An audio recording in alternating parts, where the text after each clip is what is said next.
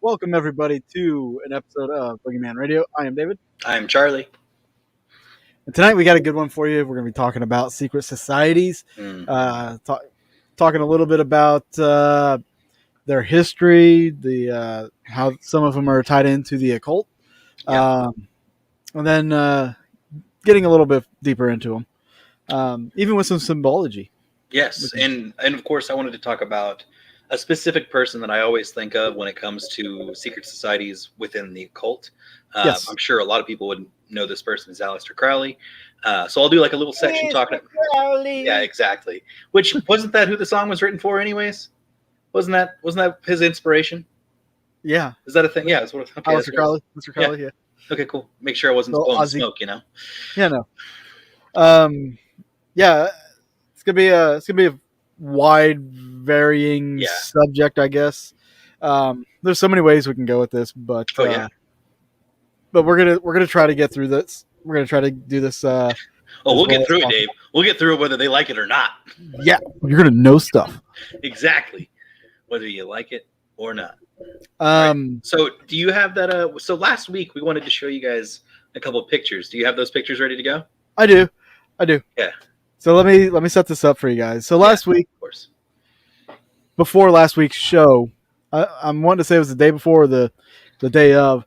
I got a message on one of my Facebook pages about from somebody who had captured some photos from the Crescent Hotel of what they believed was a ghost.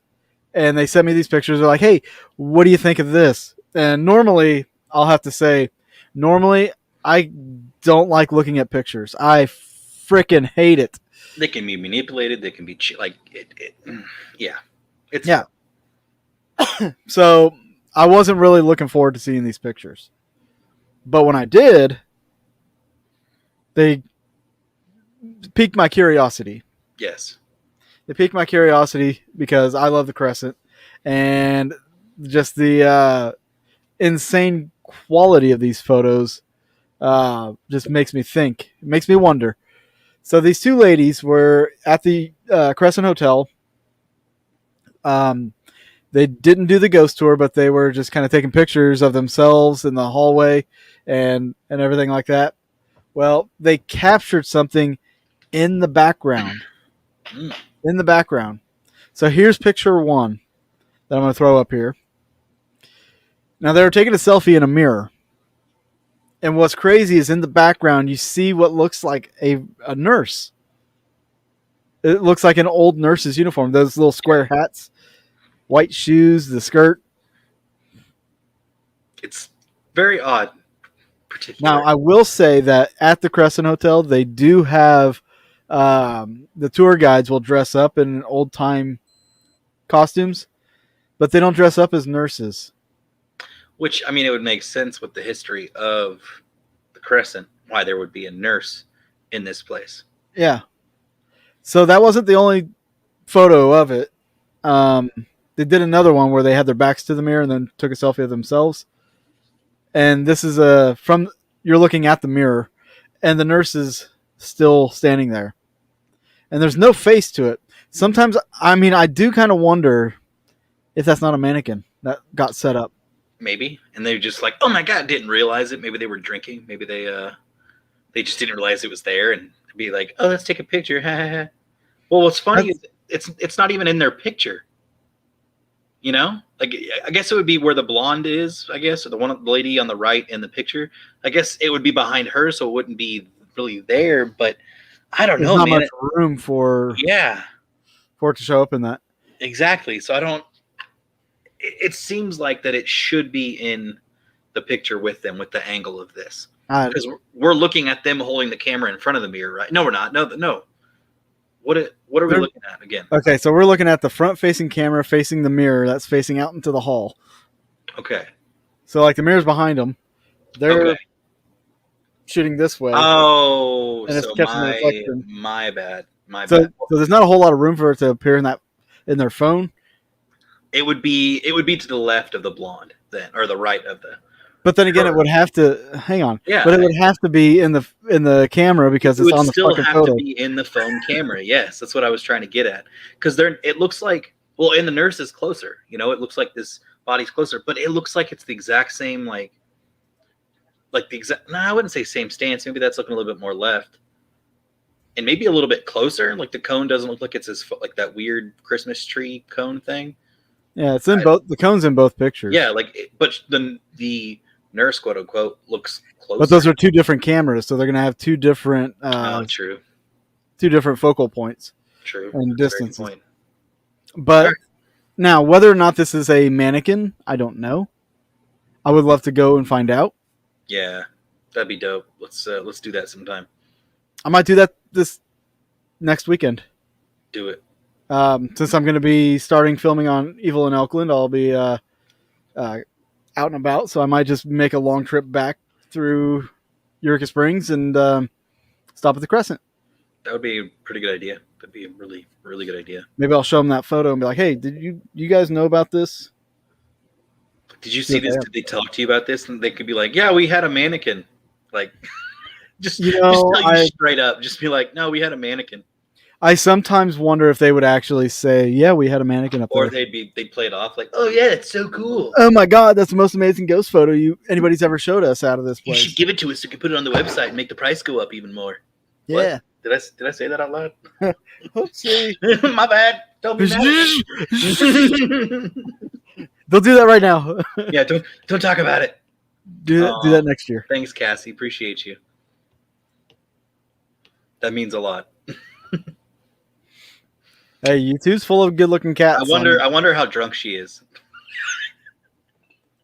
Not too drunk. Not too drunk. I would hope not, but it's fine. Not yet. Still early.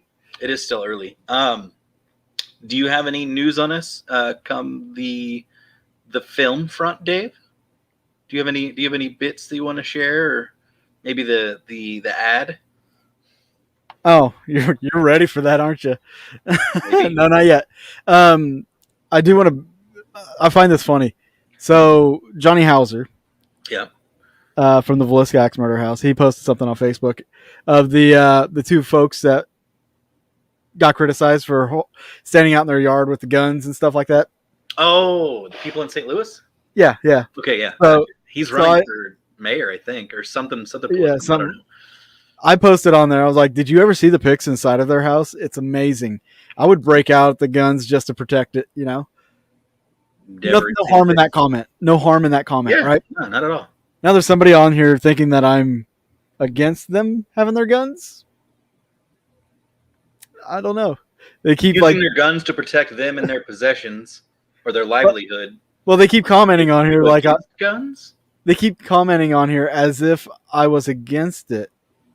I'm like, did you read my comment? That is my issue with texting or electronic messaging. They don't understand. People don't understand context, or not necessarily context, but there's no saying it. There's no weird way of saying this. There's no way you can misinterpret it. They could be under the influence. You don't know. Maybe. This cracks me up. But they gave my comment a thumbs up. I don't get it. Okay. It is what it is. But hey, guys. Speaking of which, Cassie is pretty buzzed. See, I knew it. We do now have a Twitter page where you can get better updates than on frickin' Facebook. It's horrible. If you want the Twitter page, it is going to be at Boogeyman_radio. And I'll just go ahead and tell them why it's so horrible. So 6 hours ago, Dave and I both posted a message. Dave posted one inside Boogeyman Radio's page. I posted one in the Parageek page. Parageek only has about 180 followers. Boogeyman Radio has like 300 something followers. Guess which one had more interaction? Mine, the one on Parageek. It had like 15 interactions in 6 hours, which is still pretty low if you ask me. But when I checked on it before we went live with the show, the Facebook post only had, or the Boogeyman radio post only had 8 interactions in 6 hours for 330 something people. That's so weird. And I've noticed, speaking of conspiracies, Facebook has deleted a few of my videos from last year. Yeah. When I advertised something, calling it spam. Right.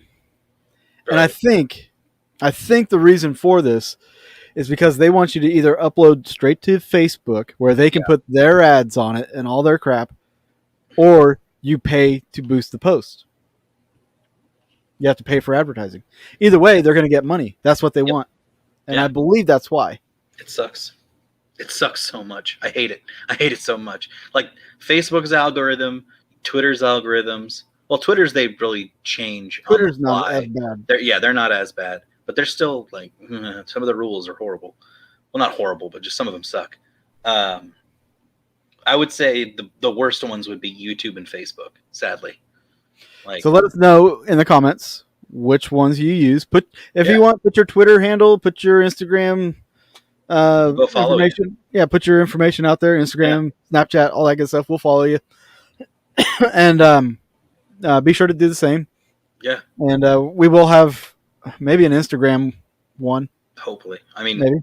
We'd have to post a lot of pictures of random things, but that'd be fine. I guess we could just post about the show and then maybe some odds and ends here and there, but it's fine. It's cool with me. Some of the pictures we use in the show. Yeah, that's true. What we're going to be talking about coming up, you know. Mm-hmm. All right. Now, before we get into tonight's topic and what Charles has been dying to see, tonight we're going to be talking about secret societies. Yes. So I just wanted to play a video from our sponsor.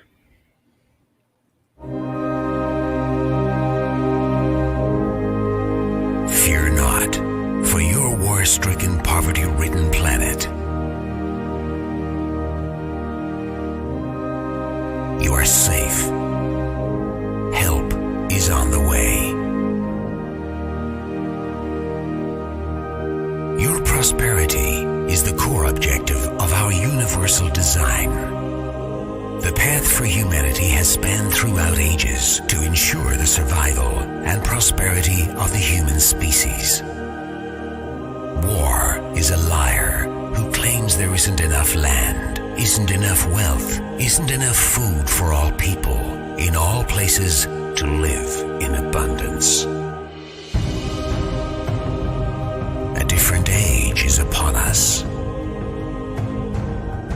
Fear not for the bursting sounds that echo across your red horizons. Prepare your life for the light that grows steadily brighter in the distance. As the dawn comes to rid your battlefields of darkness, the age of Illuminatium will begin. Fear nothing. We are always watching out for you. To find out more about our organization and your part in the universal design, visit Illuminati.am.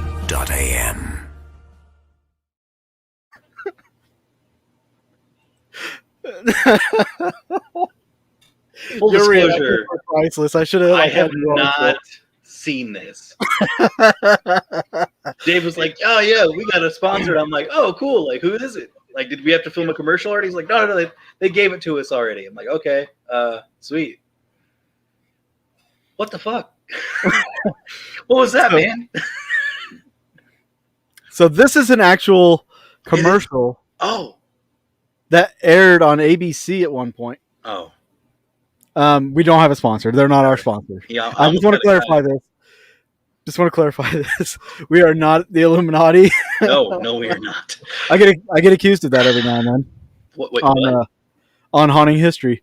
I've been accused of holding my hands in certain symbols. Like, you mean like when you hold your hands together like this? Yeah, like whenever I talk, like I'll be like, and then I'll just kind of rest my hands like this. Oh, he did this, you know. Man. Which we will be talking about that symbolism, so it's fine. Yeah. That's kind of crazy. That's awesome. That's a pretty cool. That's a pretty cool ad. It's not going to get us striked, is it?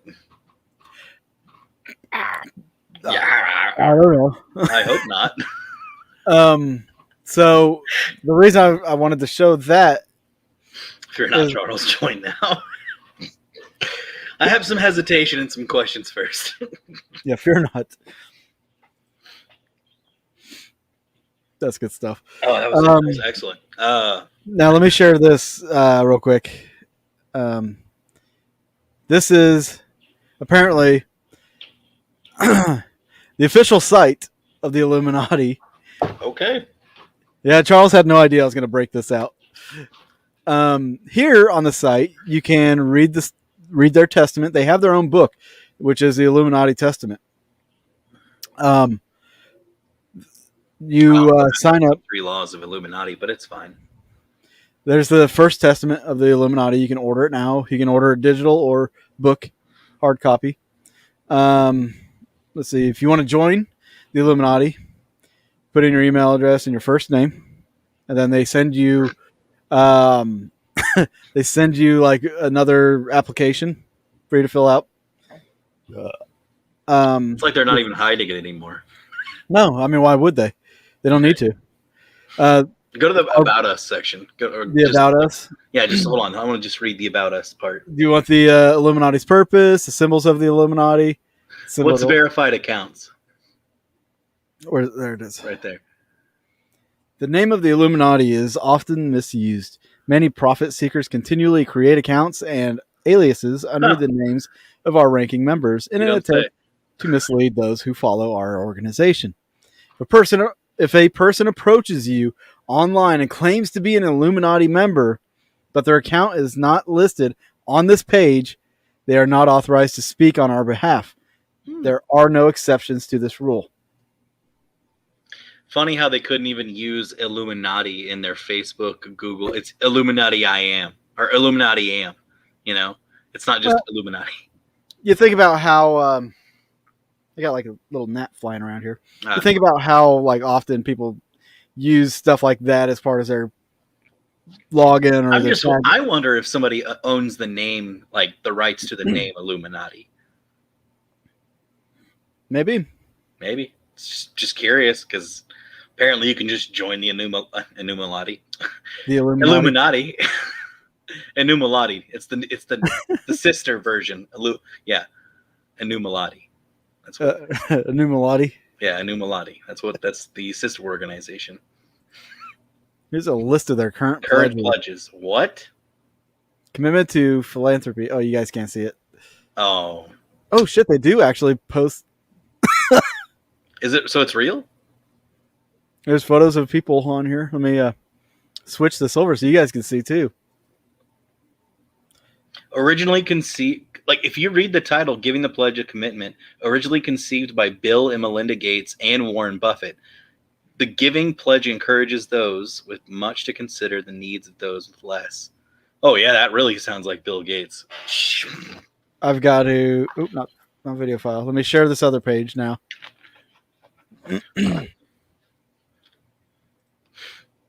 Chrome tab. Giving Pledge. This is a Giving Pledge. No. Did I? Yeah, I did the wrong one.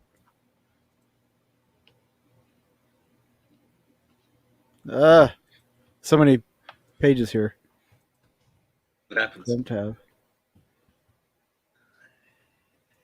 I did the right one. Organize all these. Put little headers on them. Oh wait, that's already a thing. There we go. They've got the faces and names of people on here. Lord Ashcroft. That guy looks familiar. Nicholas Bergeron. Sarah Blakely. Author M. Blank. Isn't he like a bank owner or some shit? Probably.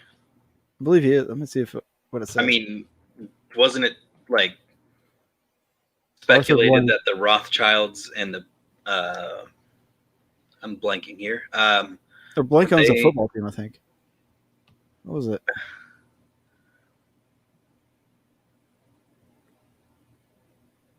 Yeah, he owns the Atlanta Falcons. Huh. I don't know, man. when you see something like this, you immediately want to think, oh, it's just not a spoof, but I think it's spoof. Like a This spoof is site. This is a really well organized spoof site. Yeah, Just that's saying. kind of what I was getting at. Was this is actually really organized, and it was a real commercial on ABC. You said, right? Yeah, it actually aired on ABC. Ah, All right, so we're gonna do this. It's real. You can get, let's see, there's resources, books, videos, downloadable tools, Jeez. authentic items, talisman, eternal oath, our globalist agenda, the pendulum of power, more archives. I didn't mean to click more archives. I'm not going to go into globalism's a whole other thing I don't want to touch right now. Then you go into their beliefs about the pyramid, the eye, the light, the eternal circle, the tenet of God and Satan, tenet of freedom and belief, money and abundance, value and trade. Like, there's a lot of stuff on this site. So if you guys want to join the Illuminati, apparently you can. Yeah. Send them money, get them a pledge. I just think it's interesting how they had the all-seeing eye back there in the background. It's not a Masonic symbol, guys. The all-seeing eye was done. The Illuminati stole that from them. Anyways. It's crazy. So yeah, I brought this up to Josh Hurd and Jason Kupsik, and Kupsik actually signed Josh Hurd up for it. Now, I don't know if anything's really happened with that. I need to find out. How crazy if they would give you like a gift package. Like, hey. Like a little gift bag. Yeah, like, welcome to the Illuminati. Here's your perks. We're going to send you X and something throughout the year or whatever. I don't know. There's a special identification card, so if you get pulled over, you just have them run that. It's not a white privilege card. It's your Illuminati privilege card. Exactly. Got it. Yes. That's it. That's the one you want. Yep. Better throw my white. Well, anyways. All right. So that's actually a perfect segue into the Illuminati. Let's talk about the Illuminati, shall we? Yeah. Let's go ahead and do that. All right. So some would also some would also talk about the Illuminati and, like, instead of saying Illuminati, they'll say Illuminati because, you got to be crazy to believe in it. So like Scientology. Yeah, I mean, so there's two versions of the Illuminati when you really look into the history. So you have the original version, which was formed hundreds of years ago, right? Then you have the version that we have now today that's shrouded in secrecy, where, you can't, I would say you can't turn on anything mainstream and not see some sort of symbol or like hand symbol, mocking symbol, what have you, that has to deal with the Illuminati. Well, let's take this in, for example, your ad that you showed. Yeah, the picture that I sent you, like, it's a Kmart back to school ad. How many symbols can you folks see on that? I'm going to give you a couple seconds. How many symbols do you see on that video or photo? Oh, wait. Like, people just, when I talk about this stuff, people don't understand that their symbolism is literally everywhere. Yep. Like, it's on, like, if you see if you see music artists, you see movie celebrities, TV celebrities, what have you, they're always doing stuff with their eyes, whether it's covering up one eye or insinuating like heavily on one eye, like the girl on the far left. Mm-hmm. So you got the eye, the circle, the triangle, all right. So on this, we'll start from left to right. Yep. Girl in blue. Obviously, she's given the symbol. Yep. And there's a lot of musician celebrities that use that one. The next girl is trying to do a triangle. Down below. The guy in the middle, I think I had to point this one out to Charles. I didn't see this one. I actually would have never seen this one. Dave caught this one. The 3 main points on his body are his 2 hands and his head, which connect those that makes the triangle. They look like they're almost evenly spaced. All right, Nicolas Cage from National Treasure. The next girl, apparently you were saying that her skirt made like a triangle or something. No, it's the hand symbols. Well, those weren't. I don't think those are Illuminati. It's still not registered, but still a symbol. Yes. To some degree. That's why rock and roll, they would say this is the sign of the devil all the time. And then this is the sign of God or love. Or just another type of it, but it's fine. Or Illuminati I am. Maybe. We're all And about then love. obviously the guy on the next guy, he's Yeah, trying to do the whole triangle thing, with mainly the one eye. I was like, yeah, if you're little, he turns his head to look through with mainly one eye, but trying to. it's an interesting thing. I came across that like a while back and I had to save it. And then, like you were saying, mainstream symbolism. Oh yeah, exactly. Jay-Z and Kanye throw it up all the time. Beyonce is All another the one that time. does it Oh yeah. all Did the you? time. Which, speaking of, have you seen the video with Beyonce? She's either doing a recording or she's in a concert. Well, it's a recording, but it's like she's either on a set or she's in a concert where she's like bobbing and she's singing to a song, and as like her hair is flailing, her face changes. I think that's just pixelation. It'd be really, because it looks really weird because her eyes I- go pretty much completely white. Just I've saying. seen the video. Like it's not the best. It looks like if somebody zoomed in from far away, how bad that video would have been shot. To me, that's what the video I saw. It looked really bad. Oh, then we might have to try it out another time then, because yeah, I'll have to show that later. Or if you find it, you can show it now. I don't care. And it's the one of her on stage, right? Yeah, I believe so. I don't know. It just it looks weird, man. It looks, especially if you slow it down frame by frame, it looks really weird. So weird. But yeah, exactly. While you guys are looking at, or while you're looking for that, I'm going to talk about some other symbols here real quick. So we all know about the all-seeing eye. Obviously, the floating pyramid, capstone of the pyramid, is the most recognized symbol of the Illuminati. Mm-hmm. The eye represents the group ruling from its on-high position at the top of the structure. And theorists point out to the appearance of this symbol on the Great Seal of the United States dollar, which makes a lot of sense if you think about it. And then you have Baphomet, which is a pagan goat-headed deity, appears in rituals of the Knights Templar, which I've found that I've seen celebrities give that hand gesture where one hand is up like this and the other one's kind of down at its side at like a diagonal or whatever. Some celebrities have done that one in the past. Distorted crosses, so basically like an inverted cross, double crosses, what have you. That's a big one. And I never actually knew about this one, but the eternal flame in the Statue of Liberty represents the Illuminati immortality, and according to some, the fire that represents Lucifer, the bringer of life. The symbol appears to the logos of Standard Oil and Columbia Pictures, and it is the most prominent feature of the Statue of Liberty, as I just said, which is pretty interesting. Now, I was looking at the video. A lot of it actually looks like, when you would like look up like this, and she does that whole like. But it looks like her face changes, man. Like, I want to make sure it's the right video. So here, but she also calls her.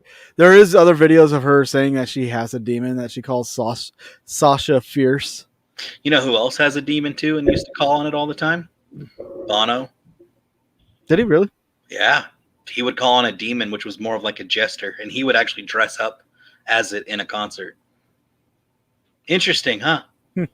I'm telling you, man, I really think that the music industry is controlled by all that stuff. It would explain why YouTube's been so popular when I don't know anybody that owns an album. Yep, if you listen to Tom McDonald, he talks about that stuff. Selling your soul for music. I mean, let's go back to Robert Johnson where he sold his soul. Anyways, for the pursuit of music. Was it Robert Johnson? Was that the right name? Okay. Robert Johnson. All right, so let's get into the history of the Illuminati, shall we? Yes. Because I know we're already 30 minutes in. We got more other ones to talk about. So right now, we talked about the current Illuminati, like what people, the shadow and mystery. But let's talk about what the Illuminati was, like the real that we know it as. So the Illuminati, Latin for enlightened ones, was founded in the southern German state of Bavaria on May 1st, 1776. Funny enough. By religious law professor Adam Weishaupt. I think I butchered the name, but it's fine. Weishaupt, yeah. Yeah. Dissatisfied with the workings of government, the 20-year-old educator believed that through illumination or enlightenment, society would become more orderly with improved efficiency. To achieve the lofty goals, Weishaupt set out to form a group based on rational rational, incorporated mysticism into his plans to make his group seem more appealing and mysterious to prospective members than other progressive political organizations.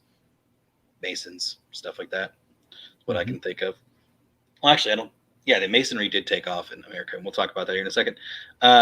He studiously drew up plans for his organization, which was loosely based on Freemasonry, rank and file classes, and orders. He would closely oversee the training of new members, and in time would reveal to them special occult knowledge as they advanced through the ranks of the Illuminati. His first recruits were 4 law students. Each of the 5 men adopted an alias. Weishaupt chose the name Spartacus. That's an interesting name. Right. At first, the Illuminati grew slowly. By 1779, there were only 54 members. The order had little, if any, effect on the German government. The group's fortunes improved, however, when Weishaupt recruited Baron Adolf Freyer von Knigge, Knigge. Yep. Who took the name Philo, to use his influence to attract new members, which he did with an alarming success. He recruited leading Freemasons, royalty, and powerful politicians into the group, including Duke Ferdinand of Brunswick, and a towering figure in European Freemasonry, and the writer and statesman Johann Wolfgang von Goethe. By 1784, membership had swelled to more than 3,000 followers, with lodges in Germany, Switzerland, Australia, Italy, and other locations. Weishaupt turned out to be quite the control freak. He made prospective members undergo secret rites, wear outlandish costumes, and participate in purportedly outrageous ceremonies. He permitted himself to be seen only by the highest-ranking members of the group, further adding to his air of mystery. His bizarre methodology, however, worked. The organization gained power in Germany political life, and from behind the scenes, its members planned to overthrow the Catholic Church and the establishment of a demonic republicanism and replace the monarch state. Just as success seemed within reach, Weishaupt and von Knigge, had a serious falling out over Weishaupt's overbearing style of control and management. Knigge left the group in 1784. The same year, rumblings about covert plots by Illuminati against the church and state began to grow in Bavaria. To worsen matters, disillusioned former members who were not provided with the higher special occult knowledge Weishaupt had promised them began to speak out publicly against the group. Boom. Yeah, he knows. Yep, he knows what he's talking about. Let's see. I'm gonna make sure. And they were pretty much like kicked out. There's only like a couple more left, and I'll be good. They're fine. In June 1784, Karl Theodor, the Prince Elector and Duke of Bavaria, outlawed all secret societies in his domain. The following year, the Duke issued an edict banning the Illuminati specifically. An investigation was launched to eradicate the Illuminati's influence in the government, church, and military. Weishaupt bolted for the neighboring province of Saxony, hoping that the Fuhrer would pass. The hubbub did not pass, and by 1787, the government had completely shut down the Illuminati. Weishaupt faded into dustbin of history. Some of his historians claim his ideas regarding political and religious reform in Europe found their consumption in the French Revolution in 1789 and beyond, notably the de-Christianization of France. Now, hold on for a second. Well, you know, whenever they did they issued that edict, they made that if you were being a member of the Illuminati was punishable by death. Yeah. So, I mean, that's a pretty extreme punishment just for being in a part of it. But then, not even, 15, 20 years, here's this new country called America in 1776. Where they can do whatever. You mean we got shut down and banned in 1886 and 1887? 1787, yeah. Did I say 18? Yeah. Yeah, I did. Yeah, 1787. What year did we have our revolution? Yeah, like the independence. What year was that? Didn't we just celebrate that too? I could have sworn we did in 1776. Oh man, look at that. It started up that same year. Mm. Interesting. So And then there's this new country where people could do whatever they wanted, pretty much. right, and so they actually go into talking about a little bit of like the Illuminati hierarchy a little bit. We'll talk about that here real quick. Adam Weishaupt's model for his new order designated 3 basic grades: novitiate, No Nerval, no novitiate. Oh shit! It's novitiate. It's Noviciate. Oh, okay. Novitiate. Novitiate. There we go. Better? Is that it? Anyways, Sure. Hope you all love that one. Minerval and illuminated Minerval, a hierarchy denoting increasing knowledge of alleged mysticism. In January 1782, Baron von Nieg, I'm gonna say his name differently every single time. With Weishaupt's blessing, rewrote the system into 3 expanded classes. Class 1, the so-called nursery, consisting of novitiates, Minerval, and Illuminatus minor. Class 2, Masonic grades, the Blue Lodge, grades of apprentice, companion, and master, separated from a higher Scottish grades of Scottish novice and Scottish knights. Class 3, the mysteries, consisting of priest and prince, followed by the greater mysteries of mage and king. So they had their official class system.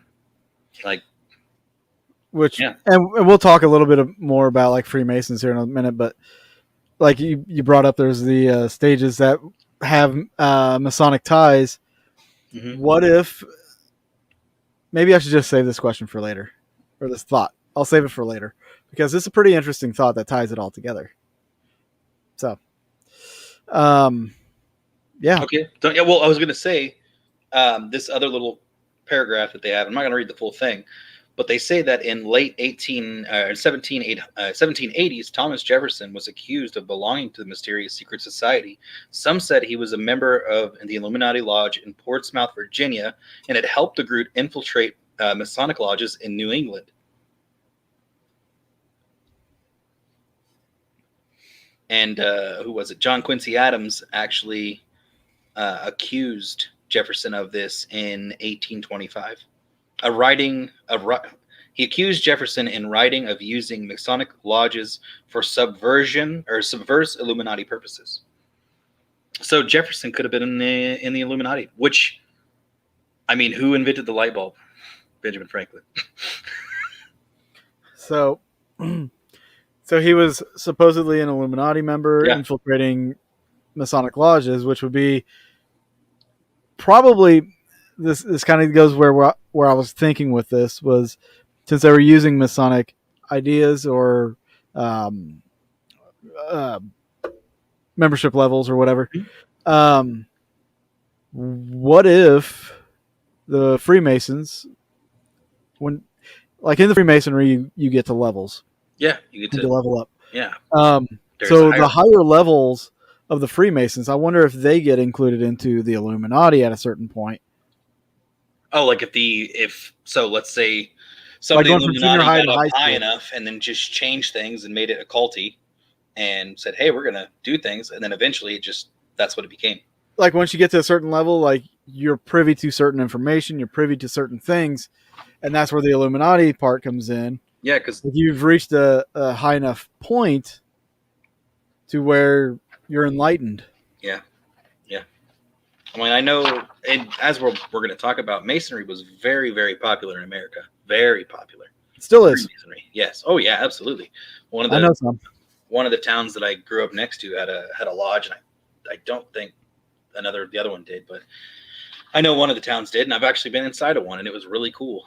I've been to some of them in Kansas City, and I think people with Freemasonry, especially, I think they hear the conspiracies, they feel like every one of them is a conspiracy, but I don't think that every lodge is involved in that conspiracy side. Yeah, I don't either. You know, like there's a billion of those freaking lodges everywhere. Oh yeah.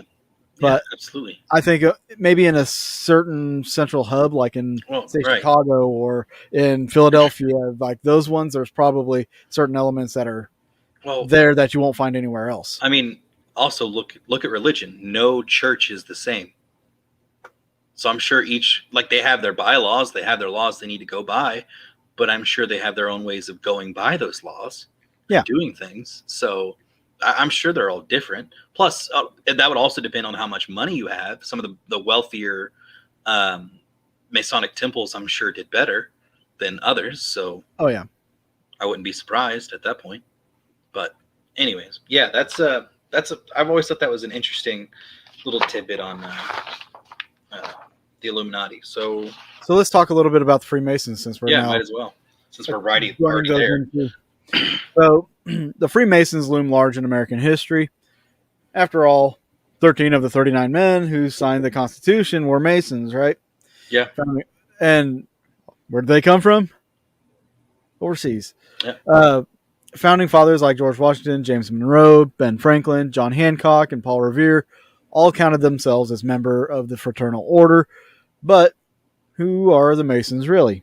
Great question. The Freemasons can trace their roots to the Middle Ages in Europe, a time when most craftsmen were organized into local guilds. Cathedral builders, by nature of their profession, had to travel from city to city. They identified one another via signs of their trade, like the builder's square and compass and Freemasonry's now iconic symbol. So, like, if without saying to somebody else, like if you were just passing by and wanted to let somebody know that you were a builder, you would have these symbols, a medal, medallion, something to kind of put that information out there. The earliest reference to Masons is in the Regis poem or Hollowell manuscript, which was published in 1390. But Wow. Freemasonry, as we know it today, was founded in 1717 when 4 London lodges merged to form England's first Grand Lodge. Freemasonry quickly spread across Europe and to the American colonies. Which, like we said, became quite popular. Yes. Well, I mean, also think about it. Like, I wouldn't be surprised that they made a type of Freemasonry here because they're all that they had. You know, they decided, hey, let's form a brotherhood. It's an easy way to stay in contact and go from there. Well, I'm sure it went from the what was it? Oh, the people that stood up against the British government, Sons of Liberty. I'm sure the Sons of Liberty went into Freemasonry. So Dot Connector apparently did not see the first part of the show. Not entirely true, Dot Connector. There's now a website where you can sign up. Yep. I showed everybody the website. It's Illuminati. He's probably talking about the secret Illuminati nowadays, where it goes with bloodlines and then. I just wanted to bust his balls. Which that's a very common thing to, the things nowadays where it is suggested to stay along in the family bloodlines, which is why it's so interesting that a lot of American presidents can be linked back to specific rulers in England, or not England, but over in Europe. Yeah, King Charles, I think, was one of them. Like, they have a lot of the same bloodlines. Very secret with clothes and shrouds and handshakes and levels in the temples and levels in heaven and. Yeah, I'm not surprised either. Like, it's around the same. Yeah. I like his picture too. It's the rabbit hole. It's nice. Okay, so let's talk a little bit about just real quick. They're a brief summary of the beliefs. What do you have? Oh, I was just going to list off some of their Masonic symbols and imagery, but keep talking about the beliefs. Yeah. Okay, so Freemasonry is not a religion, though members are encouraged to believe in a supreme being or grand architect of the universe. Mm-hmm.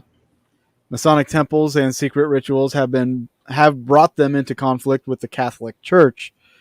Of course, who doesn't fight with the Catholic Church from time to time? But the Catholic Church is part of the Illuminati. What? God. There's. The Church first condemned the Freemasons. The Freemasons, right? Yeah. The Church first condemned the Freemasons in 1738. and has gone on to issue around 20 decrees against them. Like that does anything.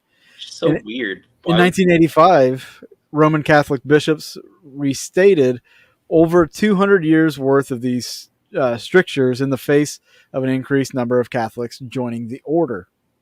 Well, I mean, The it's. church- Sorry, go ahead. I got a point that I want to make too. Okay. Just real quick, the church wasn't their only enemy. The secrecy of the Masons garnered such distrust in early America that it inspired America's first third party, the Anti-Masonic Party. That's okay. So it would make to me, since the Masons were a group that they didn't care who you believed in, right? They wanted freedom. They were cool. Like, I don't know their overall just believe in a higher being. Yeah, I don't know their whole overall what they necessarily believed in. I don't know the rules. I don't know the rights. Like, we don't know any of that stuff. But if they let you be a human being, what you wanted to do, and you got along with your life, and as long as you weren't hurting nobody or oppressing anybody or whatever, I think you would have been fine. So it's interesting that the Catholic Church was so no, just no. Yeah, but it's not interesting at the same time because are we really surprised? It's the Catholic Church. Yeah, exactly, and that's one of the biggest things. But it would make sense who didn't fight with the Catholic Church at some point. Let's just say hypothetically back then, what if the Illuminati was in the Catholic Church already? And they were like, no, let's not go with these Freemasons. These are different guys that we don't want to do. And then what if when they were outlawed or they were banned, they were like, hey, you know what? We should infiltrate the Freemasons. They're already a well-established group with a hierarchy. Let's get in there. Yeah. We'll start submitting our ideas little by little. Yeah. We'll grow it and be like, hey, guess what? You know what? Yeah, when they get certain leadership, that leadership has authority to change things. You put a whisper in the ear. Wouldn't be surprised. Roman canon law was the basis for slavery and the current worldwide oppression by a maritime admiralty law. So with that being said, I mean, are there Freemasons today? Absolutely. We just discussed there's lodges everywhere. Yeah. I know people that are in the Freemasons. You might have family members that are in the Freemasons. I've seen buildings with the symbols on them. That's real. Yeah. That's not just their temples, but I mean places that they have built. Old historical places have Freemason symbolism on them. Which, let's talk about some of the symbolism, shall we? So, as everybody knows, the letter G, right? So the letter G stands for the great architect of the universe and also geometry, the mathematical science upon which architecture and masonry were founded. The letter often appears within a compass and square in Masonic emblems, a custom dating to between 1730 and 1768. That is still a symbol you see wide today. Absolutely. That's I would say that's their go-to symbol.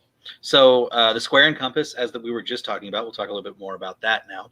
The square is emblematic of virtue, and members must square our actions by square of virtue with all mankind, unquote, or quote unquote. The compasses stand for the strength to, quote, circumscribe our desires and keep our passions within due boundaries, unquote. I almost said something real bad there. Circumcise it. We'll just keep going, Dave. Anyways. According to that's according to the website of the Masonic Lodge of Education.com. When these two Masonic tools are placed with the letter G, peace and harmony is the result. It's kind of like the yin and yang. Yeah. Put them together. Yeah, and then that's the balance of life. Absolutely. So, and then the next one that everybody knows about, the all-seeing eye, right? So all throughout history, the all-seeing eye could mean a multitude of things. You got the all-seeing eye of Ra, I think, or is it Horus? Not Ra. Is it? It might be. Yes, I want to say Ra. The all-seeing eye in Egypt. That's a very prevalent, which, I mean, if you guys don't know, that symbolism is for your penile. Anyways, for your third eye. So the Masonic eye represents the eye of God, symbolic of his watchfulness and ever-present care of the universe. An incomplete pyramid with an eye floating in the golden triangle adorns the reverse, or Reverse the U.S. dollar. On the other side is the portrait of George Washington, a avowed Mason. But here's the thing: a lot of Masons, from what I've heard, Masons kind of say that symbol was actually not an original Mason symbol. Like the one on the dollar was not the whole thing. You don't really see another pyramid with the eye incomplete, because the pyramid being separate in that section, it meant it was incomplete. So you don't really see that symbol throughout the Freemasons. You see the complete pyramid with the eye, right?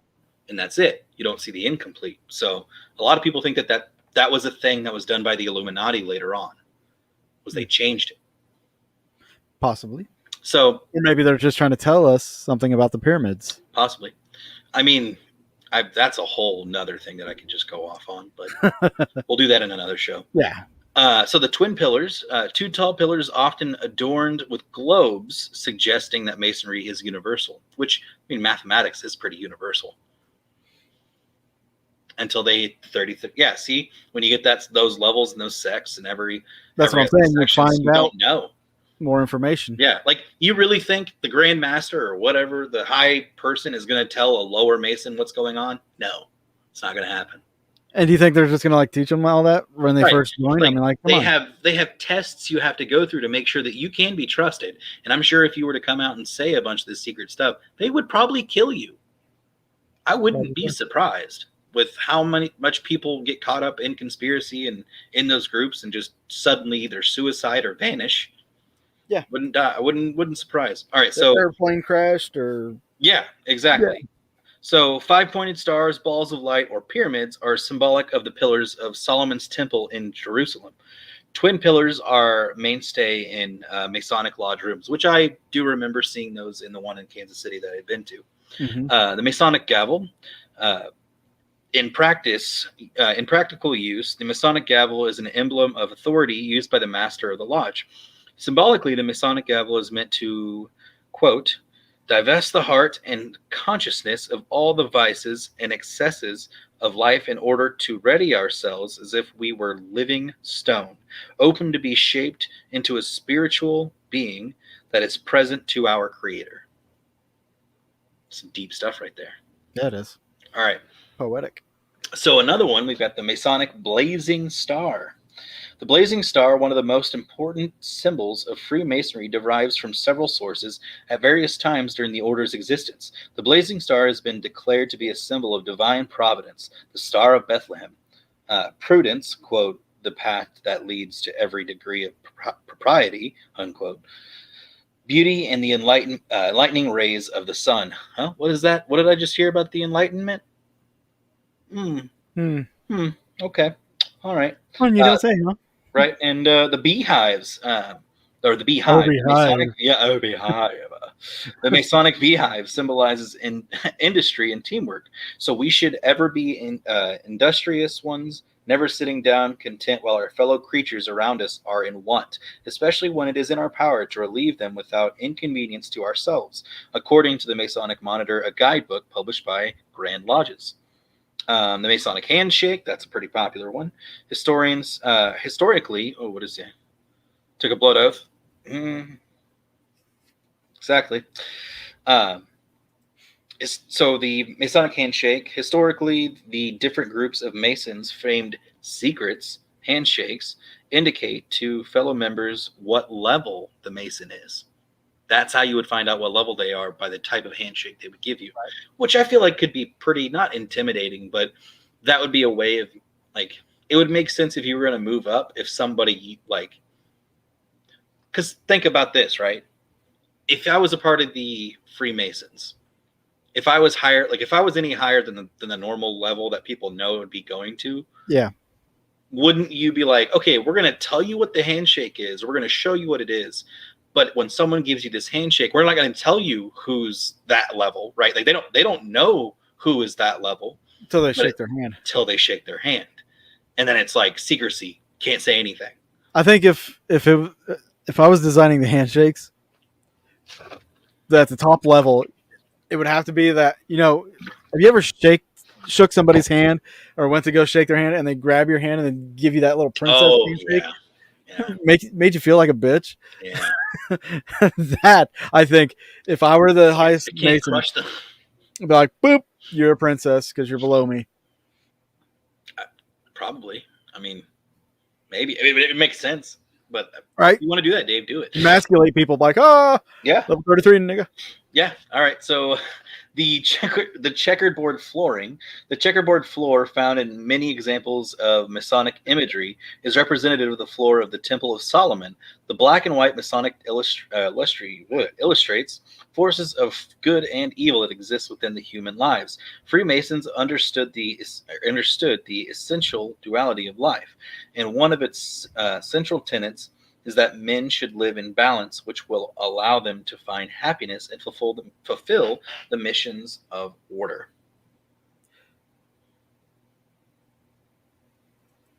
What's up? I was just thinking of something. Okay.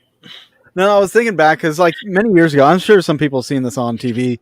Like, Okay. there were some news crew, like, I want to say it was NBC or CBS, where they did like those in-depth stories about the demonic activity that, or the rituals and stuff that happened in the Freemasonry.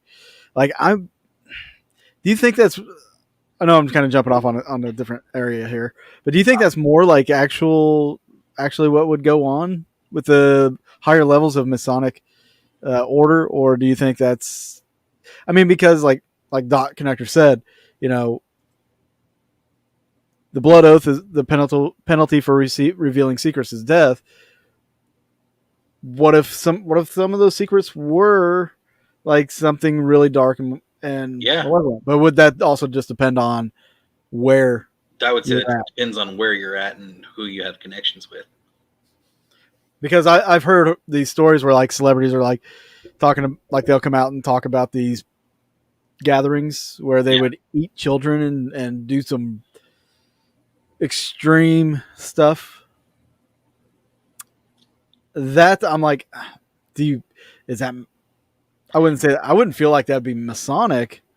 No, I would say that's more of That'd have to be something totally different. I would that's think from what I've experienced about Freemasonry. yeah. From what I know about Obviously. that didn't seem like it'd be anything Freemasonry at all. If Exactly. anything, that could be like a really weird satanic offshoot of the Illuminati Maybe. of today, because I mean we know sexual trafficking rings exist in Hollywood. There's no shocker. Dude, if I tell somebody today that it's real and they say no, it's not real, I could give them many examples of it being real. Child trafficking has happened even with the president. Yeah. Biden, you can look this up, it's a fact. Biden flew a bunch of kids from the border to Tennessee with no supervision, no adults, in the middle of the night, didn't tell anybody. And the only reason anybody found out is because these kids appeared on a plane in the middle of freaking Tennessee. And they try to get their permission from other states to do it first, because I remember, I think it was the either governor of either Arizona or there was a mayor of some city in Arizona that they're like, hey, can we ship some illegals to your town to help like spread them out through America? And they're like, no, not at all. No. But these were children. None of them were adults. They're all children. There's like 54 children. That's so weird. Right? And then you notice Walmart does not have the missing children's board anymore. It's also going to be a little weird too, but the floor of Epstein's palace building, whatever, it's checkered. And the checkered floors are very common in Masonic symbolism. Ooh. Yeah. See, I've seen checkered floors in cafeteria. I have too, but I'm just saying, like, I wouldn't be surprised if. Right. No, I get you.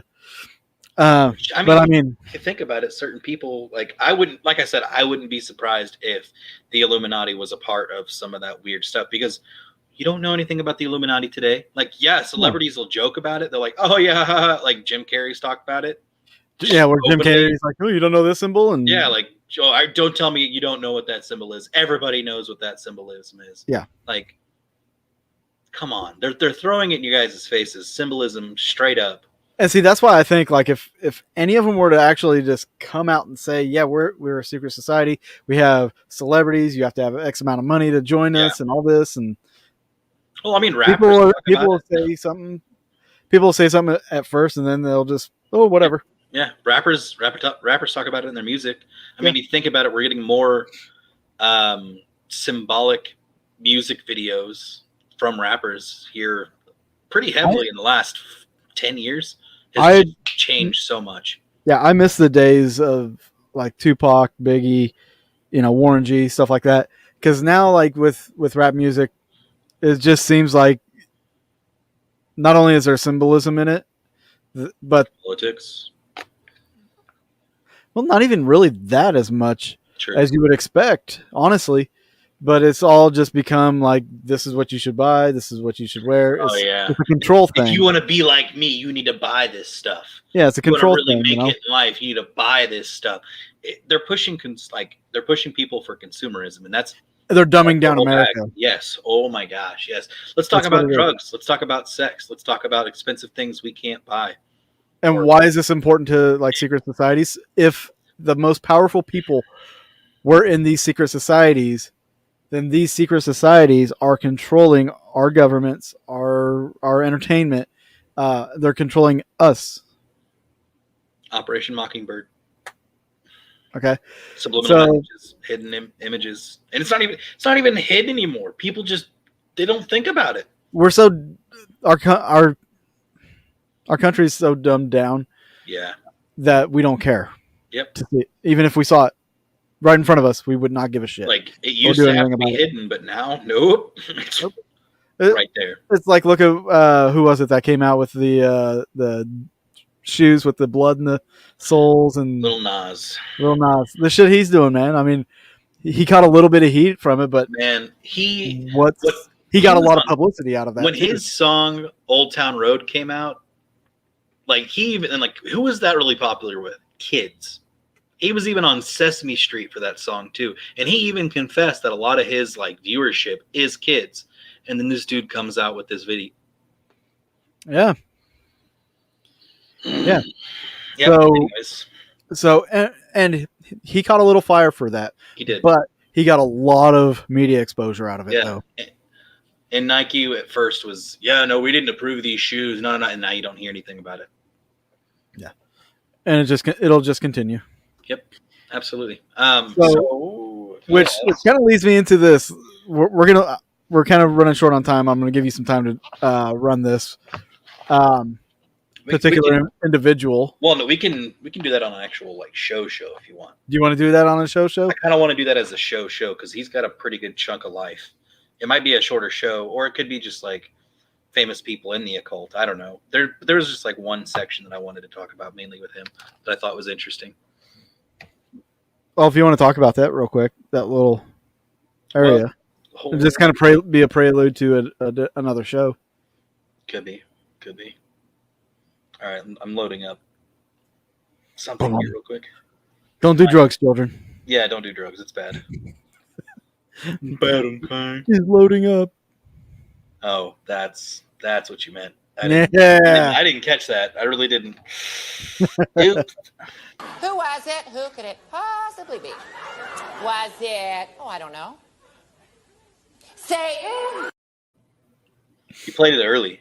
Oh, I played it at a really good time. So I guess I'll talk about him a little bit. So if you've done diving down into the secret societies, that especially the ones that deal with the occult, you will come across a person called Aleister Crowley. There's a lot of subjects that you will find him in music, as just Dave was referencing. Surprisingly, he got it. Yeah, like I kind of had the feeling it's a very Ozzy Osbourne thing. A little bit. So he musician.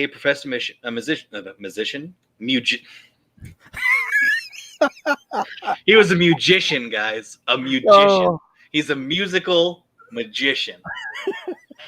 A musician. Anyways, just created. Copyright that. You better copyright that. I better go musician. I swear to God, if in like 20, Musician like is now 20 to trademarked by 30 Charles Fort. I was going to say in 2001. like 20 or 30 years, if someone is classified as a musician, I'm going to freak out. He's a musician with his music. Yeah. He entrances people with his music. Charles will be like, this is what Like, Charles will be like. Yeah, that's true. That's going to happen. So there was this you ass. There was this tidbit that I was going through that I had found. So specifically, Crowley was a part of he was part of several groups, but the main two that I come to think of is the Beatles. Hermetic. You ass. The Hermetic Order of the Golden Dawn is one of the groups, and then the gotta find it here in the article. Oh, yeah, absolutely. They would rather hide in their comfort than face the truth, because truth hurts. Truth. They're not ready for the truth. We're gonna have to help these people, man. Like once the truth comes out on what's really good, like I really believe eventually the truth will come out. I hope so. And a truth will come out. A truth, not all of it. Well, and we have to know that history is written by the victors. So who's going to win? But screw it. I'll just look in my other book. I have a book on secret societies that I'm a little bit of a nerd. So the other society that he was in was the Ordo Templi Orientis. He was in that one for a while. That they dealt a lot with the occult. We could talk about that one on another episode because there's so many groups that you could talk about, guys. Like a lot. Let me get into his alien spiritual angel truer higher self being, and I think it was called Awis, I believe, but I could be wrong. So let me look up the right paragraph here. I'm sorry. Da-da-da-da-da. Now I'm just lost. You want to show him the picture? Not yet. Oh, you want to show him the picture? Okay, I'll show him the picture of Crowley while you're talking to it. Yeah, go for it. Plus, So he just has a really weird, Yeah. It's an actual photo of Aleister Crowley. You don't see any symbolism in that one, do you? No, not at all. Not at all. Super Mario Brothers? Absolutely. 100%. Maybe that's where the mushroom came from. Maybe. He was on mushrooms. He looks like it. It's like, my face is numb. He really does look like it. It's weird. Man, it's like this article or this paragraph that I'm looking for specifically just vanished. Yeah. Crowley's behind it. Probably. Even on the other side. Even on the other side.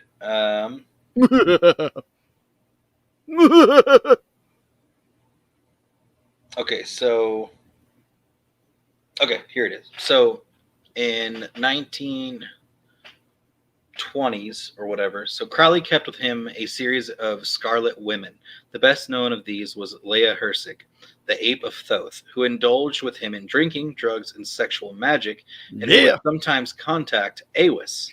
Crowley apparently made several attempts with various scarlet women to beget a magical child, none of which were successful.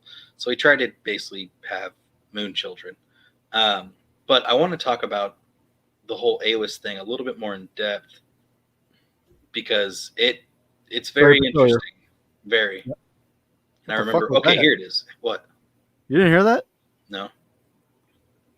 Like, something just came through the speakers, like some chirp or... That was loud. I didn't hear it.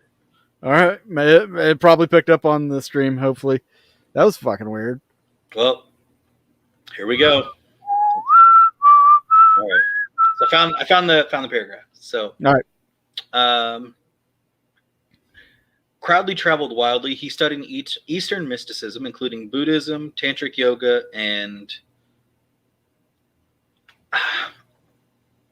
Can't pronounce it. And the I Ching. Okay. I don't know what that word is. It's looks like an I and then CHING. For a time, he lived in Scotland in an isolated setting near Loch Ness. That's also interesting, tied to the Loch Ness Monster. Ooh. In 1903, he married, maybe that's the devil of Crowley, or the child of Crowley. Ooh, Dun, dun, got dun. it. Right. So in 1903, he married Rose Kelly, who bore him one child. Rose began to receive communications from the astral plane, and in 1904, she told Crowley that he was to receive an extremely important message. It came from Awis, a spiritual and Crowley's holy guardian angel or true self. Crowley also later identified Awis as a magical current or solar phallic energy worshipped by the Sumerians as Shaitan, a devil god, and by the Egyptians as Set. Who was it? Who could it possibly be? Was it, oh, I don't know. Satan? I mean, and then let's just throw the picture of him up there, right? Look, what does he look like to us? What I think. Or to Crowley. Or to Crowley, yeah. This is the picture that Crowley made Drew. of this being. Huh. Looks kind of like an alien, doesn't it? Huh. Interesting. And isn't it in religious belief that, or what they're calling now is aliens or demons, and they're the fallen angels? Huh. Interesting. Who would have guessed that aliens would have been behind something like this? And have been kept like a major secret throughout the years. Who knew that all the secret society stuff would come back around to aliens or Satan? Segue. I mean, yeah, and it's well, and then in 3 consecutive days in April 1904, from noon until 1 p.m., so 1 hour, Awis reportedly manifested as a voice and dictated to Crowley the Book of Law, the most significant work of his magical career. It contains the law of Thelma. Do what thou wilt shall be the whole of the law. The whole of the law. Though some have interpreted it to mean doing as one pleases, it actually means that one must do what one must and nothing else. Admirers of Crowley say that the law of Thelma distinguishes him as one of the greatest magicians of history. Does that kind of sound like Satanism to you? Do as thou willst? Musicianship. Isn't that the basis of Satanism, is to do as thou willst? You are asking the wrong guy. I think that's what I'm not either, but I'm pretty sure that's what the ultimate belief of that group was. We don't want to get copyrighted, okay? We're not. They're less than 10 seconds. Times. So I really wanted to throw in that very particular section of Crowley. He was like I said, in his lifetime, he did a lot of occult magic and crazy stuff. So if you're interested in the weird and there's somebody you want to research, he's actually a really good person to research, just not a good person in life. See, thank you. I'm glad I can make that connection there, which that you can't have one without the other. Pretty much. When it comes to that. Do you want to talk about the other two groups? I think maybe we can save it for another show. Cool. Because I barely know anything about both groups, and I would definitely love to hear it. All right. Guys, that's pretty much going to wrap it up for today. Next week, we have something special planned. We are not only going to be broadcasting here on our YouTube channel, but we're also going to be live on our Facebook page. So if you guys are on Facebook and you are following us on Facebook, share our Facebook page. And then when we go live, share the live stream. Because we have a really cool show lined up. Next week, we are going to talk about the Cecil Hotel. Yes. Some very interesting stuff. Real haunted stuff. Hauntings, murder, mystery, a lot of things. Murder, he says. Very mysterious place, extremely mysterious place. But we're gonna dive into the Cecil Hotel. The Elisa Lam story comes to mind to most people, but a lot of people don't know about Richard Ramirez being there. They don't know about the Black Dahlia and several others that have died mysteriously at this hotel. So catch us next week, same time, same place, and also on Facebook. Mhm. And again, we do have Twitter up now, so if you want to follow us on Twitter, it's going to be at Boogeyman_radio. And we enjoyed today's show. We enjoyed having you Great to guys see everybody. Yeah, thank you for coming out. It was great. watching. Share the video, like it, subscribe to the channel if you haven't. Throw it down your friends' throats. It's fine. They're cool with it. Yeah, push it down. Yeah. Chuck, anything else you want to throw in there? No, I'm good. It was good. All right. Well, everybody have a great week. Stay out of trouble, and we will see you next Tuesday. Bye, everybody.